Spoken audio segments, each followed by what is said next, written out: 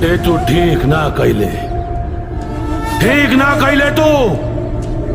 हम तोहरा के अपन जात भाई समझ के छोड़ ले रहनी, पर तू साला छोट लोगन के साथ रह के ओखलिया जैसा निकल गई।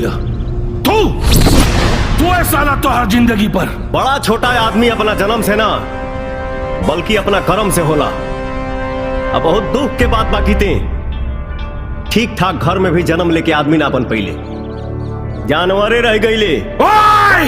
ज्यादा गला मत फाड़, नहीं तो नीचे से टट्टी निकल जाई। ये सब सुनावे खातिर तू हमरा घर में आइल बाड़े। आज हमारा आदमी तोरा के इतना तोड़ी कि जिला के कोनो डॉक्टर जोड़ ना पाई। गेंडा जैसन देह फुला के 10-20 गो पिल्ला पाल के केहू शेर के शिकार ना कर सके, समझ ले।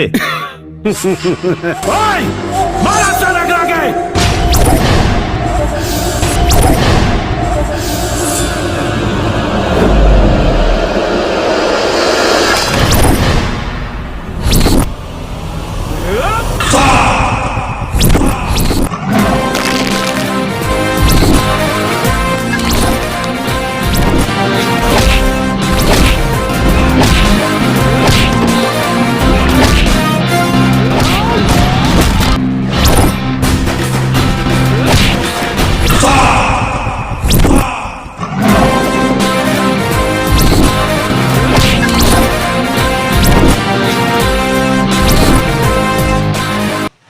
आप सब लोगों को दिल से नमस्ते।